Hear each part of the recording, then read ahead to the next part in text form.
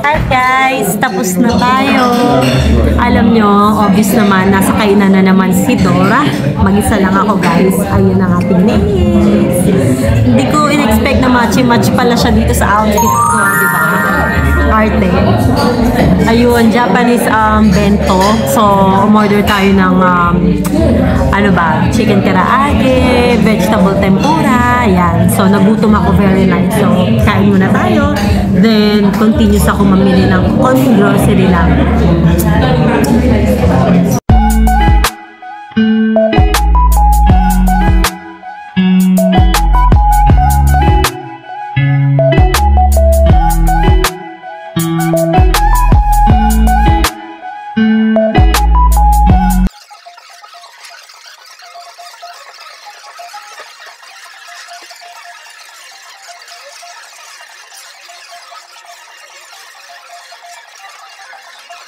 Guys, nabusog na si Dora.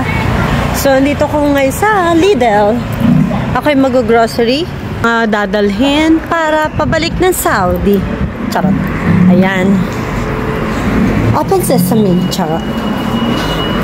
Grocery tayo ng very light. Yung mga wala sa Saudi.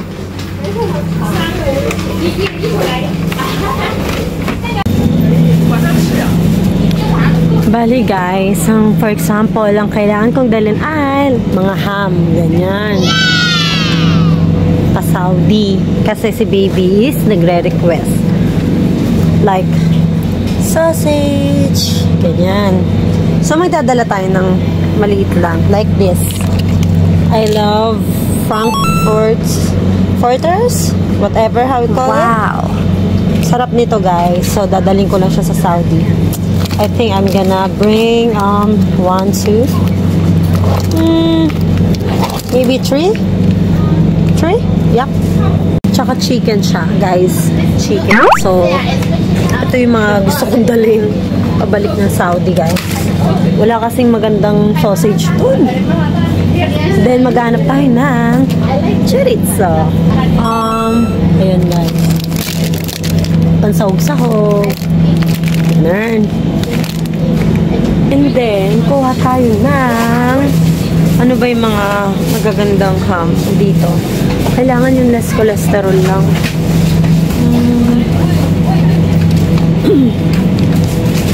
This one. Guys, malalaman nyo kasi yan kapag color green. Sa kanila kasi, guys, yung nutritional fats, yung fats, saturated sugars, nalalaman agad yan dito. Yun yung kinaganda sa abroad. I'm not sure sa ibang bansa, pero I think all European countries, pare-parehas lang yan. So, kapag green means okay siya, hindi siya mataas yung cholesterol niya. So, ito yung hinahanap ko kasi kailangan maging health conscious tayo. And then, what else? Yun, kunin ko na to. Tapos na tayo sa mga needs ni husband. So, punta tayo sa chocolates, biscuits. Actually, hindi naman ako yan, guys. Pasalubong lang. So, tingnan nyo.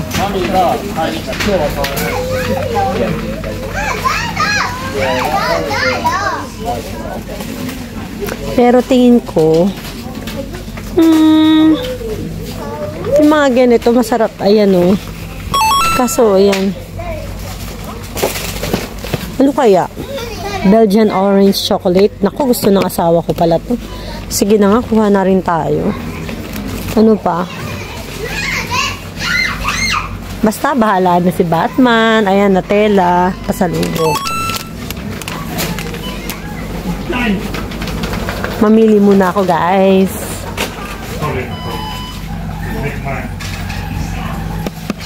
Tulad niyan, shortbread rounds. Masarap to guys, promise. Dito sila mga magagaling sa mga shortbread. Means yung mga biscuit. Pero kung tignan nyo, nakasulat yung fats, diba? Ayan.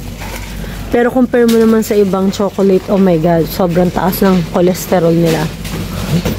Kaya, I think ito na lang kunin ko. Alam mo yung pang tapos kape, ganun. Kuha ko ng mga 4. Kaya bum-bum lang.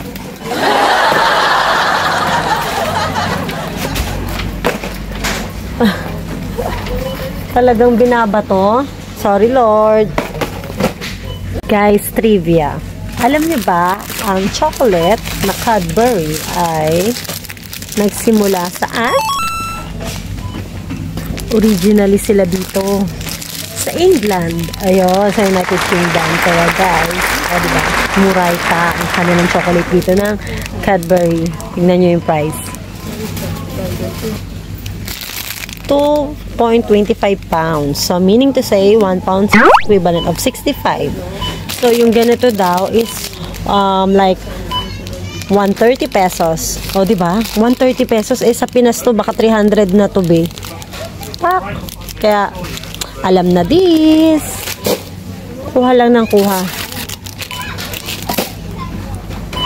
At saka ito katulad niya, no? Minsan dito lang matatagpuan yun eh. Mga parang kakaiba. May mga nuts. Bibigay ko lang naman din yan kasi nga diet tayo. Bawal tayong kumain ng mga chocolates. Sige, go. Push. So, ayan guys. Ito yung mga nag-grocery natin. Ayan. And that's for today's video. Thanks for watching guys. Love you. Bye!